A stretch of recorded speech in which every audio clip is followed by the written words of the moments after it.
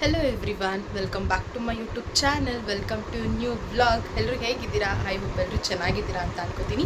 ನಾನು ಕೂಡ ಚೆನ್ನಾಗಿದ್ದೀನಿ. ಇವತ್ತೊಂದು ಮತ್ತೆ ಹೊಸ ವ್ಲಾಗ್ ಜೊತೆ ಬಂದಿದ್ದೀನಿ. ಇವತ್ತು ಸಂಡೇ ಮಾರ್ನಿಂಗಿಂದನೇ ವ್ಲಾಗ್ನ ಸ್ಟಾರ್ಟ್ ಮಾಡಿದ್ದೀನಿ. ಇವತ್ತು ಮನೆ ದೇವ್ರಿಗೆ ಹೋಗ್ತಾ ಇದ್ದೀವಿ. ಸಡನ್ ಪ್ಲ್ಯಾನ್ ಆಗಿದ್ದು. ಸೊ ಅಂದರೆ ಮುಂಚೆನೇ ಅಂದ್ಕೊಂಡಿದ್ವಿ, ಬಟ್ ಯಾವತ್ತು ಹೋಗ್ತೀವಿ ಅಂತ ನಮಗೂ ಕನ್ಫರ್ಮ್ ಇರಲಿಲ್ಲ. ಕೆಲಸಗಳೆಲ್ಲ ಇರ್ತಾವಲ್ಲ, ಅದೆಲ್ಲ ಸ್ಕೆಡ್ಯೂಲ್ ಮಾಡಿಕೊಂಡು ಅದನ್ನು ಪ್ಲ್ಯಾನ್ ಮಾಡ್ಕೋಬೇಕಾಗುತ್ತೆ ಅನ್ನೋ ಕಾರಣಕ್ಕೆ ಇವತ್ತು ಹೋಗಬೇಕು ಅಂತ ಪ್ಲ್ಯಾನ್ ಮಾಡ್ಕೊಂಡು ಇವತ್ತು ಹೋಗ್ತಾ ಇದ್ದೀವಿ. ಸೊ ಇಲ್ಲಿಂದ ರಾಮನಗರವರೆಗೂ ಬಸ್ಸಲ್ಲಿ ಹೋಗ್ತೀವಿ, ಅಲ್ಲಿಂದ ಕಾರಲ್ಲಿ ಹೋಗ್ತೀವಿ, ನಮ್ಮದೇ ಕಾರಲ್ಲಿ. ನಮ್ಮ ಮನೆಯವ್ರು ನೆನ್ನೆ ಕೆಲಸ ಇದೆ ಅಂತ ರಾಮನಗರ ಹೊರಟ್ಬಿಟ್ರು. ಹಾಗಾಗಿ ಇಲ್ಲಿಂದ ನಾನು, ಮಮ್ಮಿ, ಪಾಪು ಮತ್ತು ನಮ್ಮ ಚಿಕ್ಕಮ್ಮನ ಮಗಳು, ನನ್ನ ತಂಗಿ ಗಾನು ಕೂಡ ಬಂದಿದ್ದಾಳೆ. ಇಷ್ಟು ಜನ ಅಲ್ಲಿಗೆ ಹೋಗ್ತೀವಿ, ಅಲ್ಲಿಂದ ಕಾರಲ್ಲಿ ಹೋಗ್ತೀವಿ. ಇವಾಗ ಸಡನ್ನಾಗಿ ಹೋಗ್ತಿರೋ ಉದ್ದೇಶ ಏನಂದರೆ, ನಮ್ಮ ಪಾಪುದು ಮುಡಿದು ಪೆಂಡಿಂಗ್ ಇದೆ. ನಮ್ಮ ದೇವ್ರದ್ದು ಅದನ್ನು ಕೊಟ್ಟರೆ ನಮ್ಮ ಮನೆ ದೇವ್ರುಗಳ್ದೆಲ್ಲ ಮುಗ್ದೋಗ್ಬಿಡುತ್ತೆ.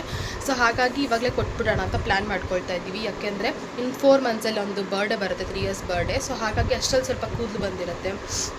ಇವಾಗ ಕೊಟ್ಬಿಡೋಣ, ಹೇಗಿದ್ರು ರಜೆ ಇದೆಯಲ್ಲ ಅಮ್ಮಗೂ ಅಂದ್ಬಿಟ್ಟು ಪ್ಲ್ಯಾನ್ ಮಾಡ್ಕೊಂಡು ಹೋಗ್ತಾ ಇದ್ದೀವಿ.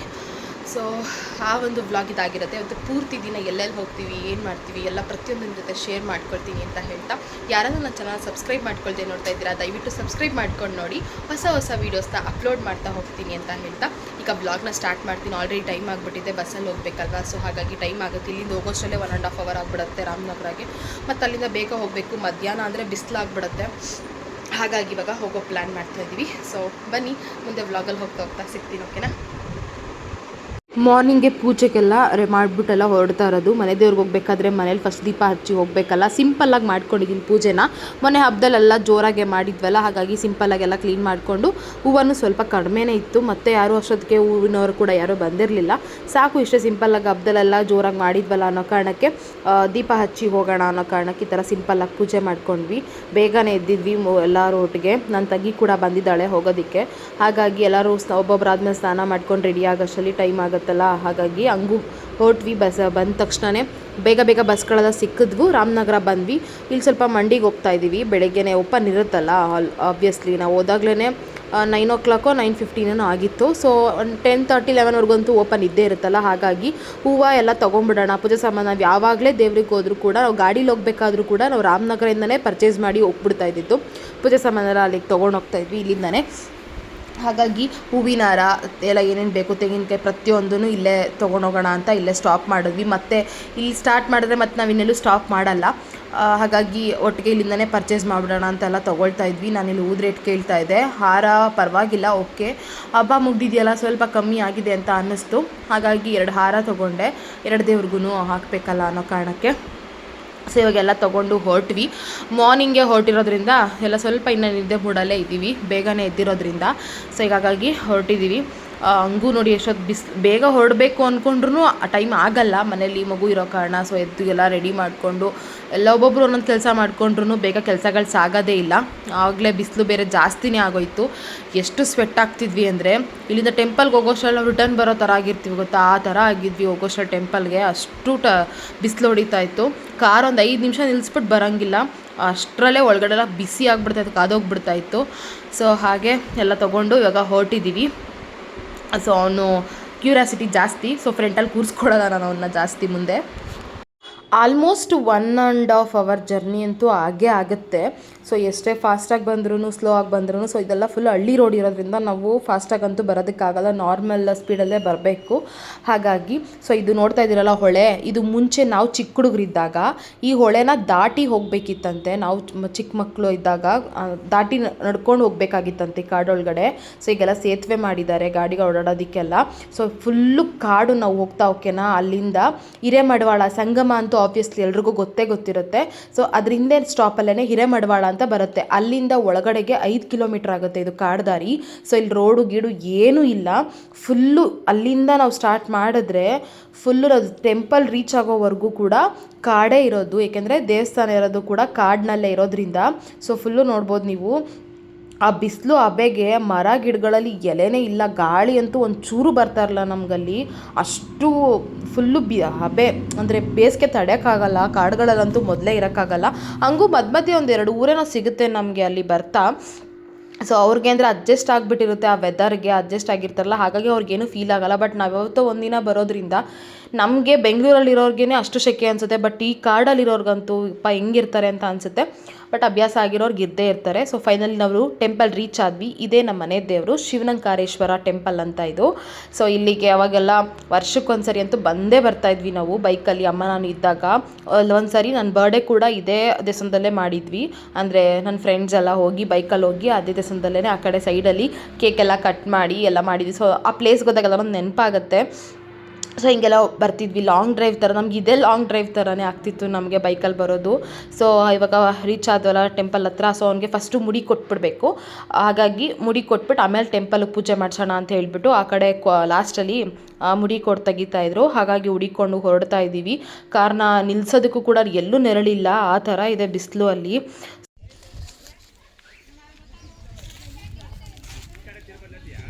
ಅದೇನು ತಪ್ಪಿಲ್ಲ ಕಾಣ್ಬಿಡು, ನಾವು ಒಂಥರ ಕಾರಣ ಅಂತ ಸುಮಾರು ಜನ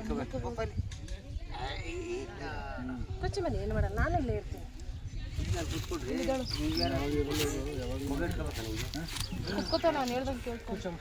ಏನಿಲ್ಲ, ಚೆನ್ನಾಗಿ ಬರ್ತದೆ ಇನ್ನೊಂದ್ಸತಿಗೆ ಇದು ಕೊಟ್ಬಿಡೋಣ. ಕಟ್ ಮಾಡಿಲ್ಲ, ಇದು ಮಾಡ್ಬೋದು ಅಷ್ಟೇ.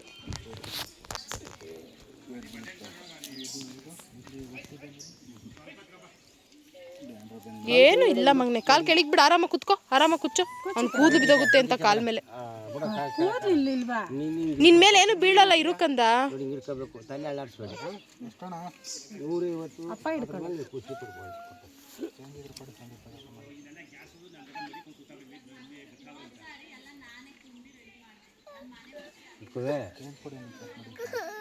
ನಾನೆಲ್ಲ ಕೂತಿದ್ದೀನಿ ಇಲ್ಲಿ. ಮಾಮಿ ಮಾಡ್ತದೆ, ತಾತ ತಾತ ಮಾಮಿ ನೋಡ್ತಾ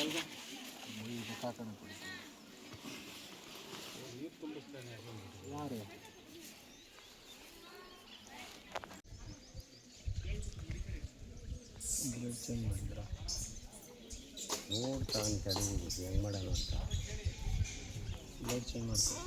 ನಮ್ಮ ಪಾಪುಗೆ ಇದು 4ನೇ ಸರಿ ಮುಡಿ ಕೊಡ್ತಾ ಇರೋದು. ಸೊ ನಮ್ಮನೆ ಯಜಮಾನ್ರ ಮನೆ ದೇವರಿಗೆ 2 ದೇವ್ರಿಗೆ ಮುಗ್ದಿತ್ತು. ಅದಾದಮೇಲೆ ನಮ್ಮಪ್ಪನ ಮನೆ ದೇವ್ರಿಗೆ 2 ದೇವ್ರಿಗೆ ಕೊಡಬೇಕಾಗತ್ತೆ. ಒಂದು ಹೆಣ್ಣು ದೇವರು ಗಂಡು ದೇವ್ರಿಗೆ ಅಂತ ಮುಡಿ ಕೊಡ್ತೀವಲ್ಲ. ಸೊ ಇದು ಲಾಸ್ಟ್ ಮುಡಿ ಅಂತಲೇ ಹೇಳ್ಬೋದು ನಮ್ಮನೆ ದೇವ್ರುಗಳಲ್ಲಿ.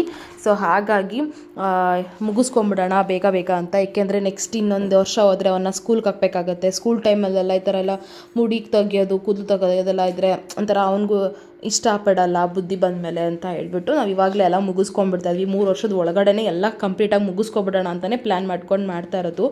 ಸೊ ಇಲ್ಲಿ ಏನು ಬೇಜಾರಾಯಿತು ಅಂದರೆ ಫಸ್ಟ್ ಮುಡಿ ಕೊಟ್ಟ ಕೆಂಗಲ್ನಲ್ಲಿ ನಾವು ಕೊಟ್ಟಿದ್ದಲ್ಲ ಅವನಿಗೆ, ವರ್ಷ ತುಂಬಿದ ಮೇಲೆ ಅನಿಸುತ್ತೆ ನಾವು ಕೊಟ್ಟಿದ್ದವನಿಗೆ.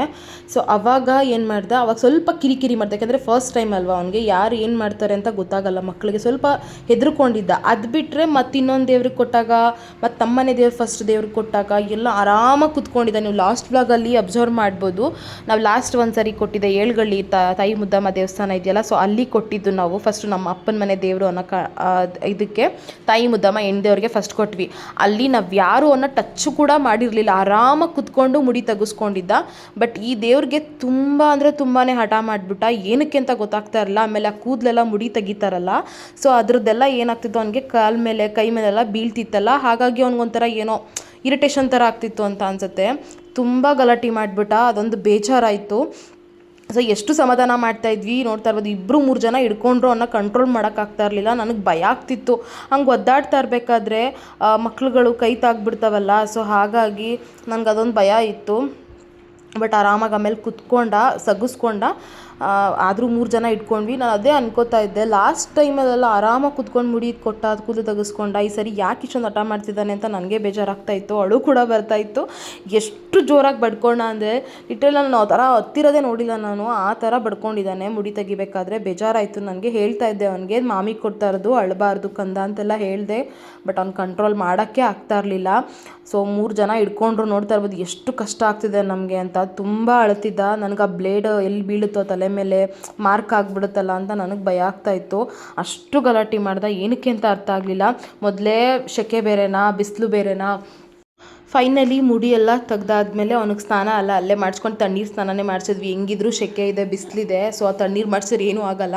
ಸೊ ಅಲ್ಲೇ ಕೊಳ ಎಲ್ಲ ಇತ್ತಲ್ಲ, ಸ್ನಾನ ಎಲ್ಲ ಮಾಡಿಸ್ಕೊಂಡು ಈಗ ಒಳಗಡೆ ಬಂದ್ವಿ. ಇಲ್ಲಿ ಪೂಜೆ ಸಾಮಾನೆಲ್ಲ ಡಿವೈಡ್ ಮಾಡ್ಕೋಬೇಕಲ್ಲ, ಒಳಗಡೆ 2 ದೇವ್ರಿಗೆ ಪೂಜೆ ಮಾಡಿಸ್ಬೇಕು. ಹಾಗಾಗಿ ಅಮ್ಮ ಇಲ್ಲಿ ಡಿವೈಡ್ ಮಾಡ್ಕೊಳ್ತಾ ಇದ್ದಾರೆ. ಹಾರ ಎಲ್ಲ 2 ದೇವ್ರಿಗೆ ತಂದಿದ್ವಿ, ಎಲ್ಲ ಡಿವೈಡ್ ಮಾಡ್ಕೊಂಡು ಇಡ್ತಾಯಿದ್ರು, ಪೂಜೆಗೆ ಒಳಗಡೆ ಕೊಡಬೇಕಲ್ಲ ಅಂತ. ಆ್ಯಕ್ಚುಲಿ ಒಳಗಡೆ ಫೋಟೋಸ್ ತೆಗಿಯೋಂಗಿಲ್ಲ, ವೀಡಿಯೋಸ್ ಮಾಡೋ ಹಾಗಿಲ್ಲ. ಬಟ್ ನಾನು ಸ್ವಲ್ಪ ಮರೇಲಿ ಇಟ್ಕೊಂಡು ವೀಡಿಯೋ ಮಾಡಿದ್ದೀನಿ. ಬಟ್ ಅವ್ರು ನೋಡಿದ್ರು ಏನು ಕೇಳಲಿಲ್ಲ. ಬಟ್ ಏನಂದರೆ ಕ್ರೌಡ್ ಏನು ಇರಲಿಲ್ಲ, ಅಷ್ಟೊಂದು ಜನ ಏನು ಇರಲಿಲ್ಲ, ನಾರ್ಮಲ್ ಇತ್ತು.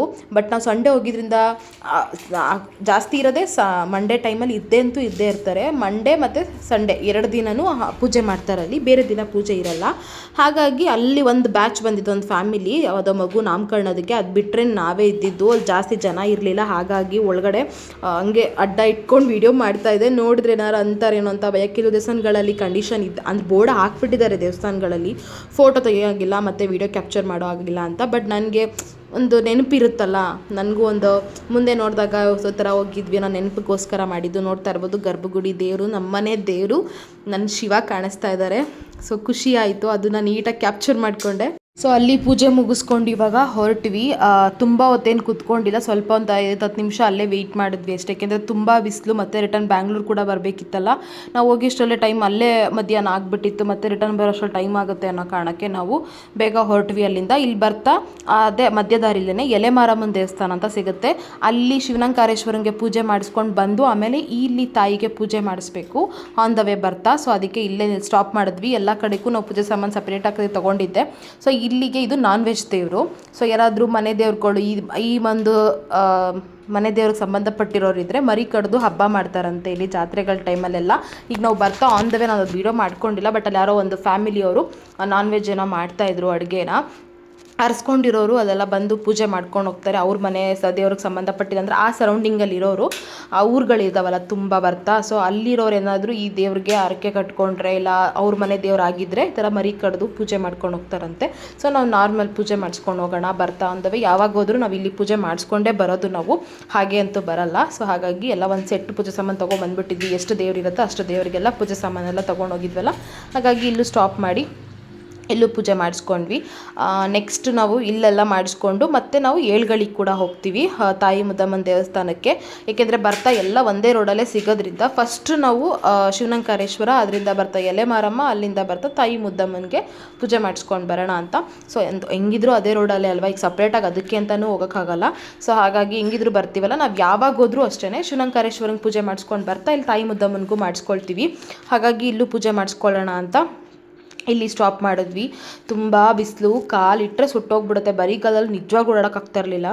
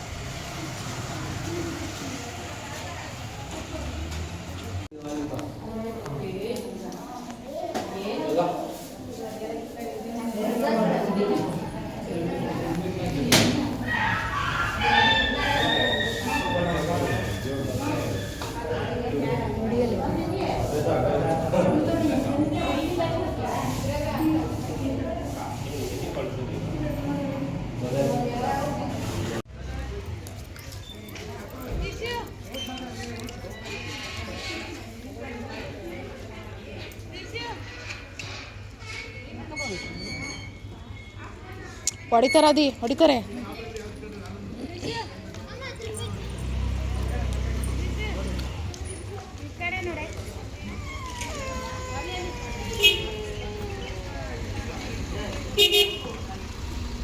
ಸೊ ಇದಿಷ್ಟು ನಮ್ಮನೆ ದೇವ್ರುಗಳ ದರ್ಶನ ಆಗಿತ್ತು. ಸೊ ಎಲ್ಲ ದರ್ಶನ ಎಲ್ಲ ಚೆನ್ನಾಗಾಯಿತು. ಸೊ ಇವಾಗ ಮನೆ ಕಡೆ ಹೊರಟಿದ್ವಿ. ಇಲ್ಲಿಗೆ ನಾನು ಈ ವ್ಲಾಗ್ ಕೂಡ ಎಂಡ್ ಮಾಡ್ತಾ ಇದ್ದೀನಿ. ತುಂಬ ಲಾಂಗ್ ಏನು ವೀಡಿಯೋಸ್ ಎಲ್ಲ ಮಾಡ್ಕೊಳಕ್ಕೆ ಹೋಗಿಲ್ಲ. ಸೊ ನಮ್ಮ ಮನೆ ದೇವ್ರ ವೀಡಿಯೋ ತೋರಿಸ್ಬೇಕಾಗಿತ್ತು, ಹಾಗಾಗಿ ಈ ವ್ಲಾಗ್ನ ಒಂದು ಮಾಡ್ಕೊಂಡಿದ್ದೀನಿ. ಸೊ ಇಲ್ಲಿಗೆ ವ್ಲಾಗ್ ಕೂಡ ಎಂಡ್ ಮಾಡ್ತಾ ಇದ್ದೀನಿ. ಐ ಹೋಪ್ ಈ ವ್ಲಾಗ್ ಇಷ್ಟ ಆಗಿದೆ ಅಂತ ಅನ್ಕೋತೀನಿ. ಇಷ್ಟ ಆದರೆ ಪ್ಲೀಸ್ ಲೈಕ್, ಶೇರ್, ಕಮೆಂಟ್ ಮಾಡಿ. ಹಾಗೆ ಯಾರೆಲ್ಲ ಚಾನಲ್ನ ಸಬ್ಸ್ಕ್ರೈಬ್ ಮಾಡ್ಕೊಳ್ತೇವೆ ನೋಡ್ತಾ ಇದ್ರೆ ದಯವಿಟ್ಟು ಸಬ್ಸ್ಕ್ರೈಬ್ ಮಾಡ್ಕೊಂಡು ನೋಡಿ. Thanks for watching.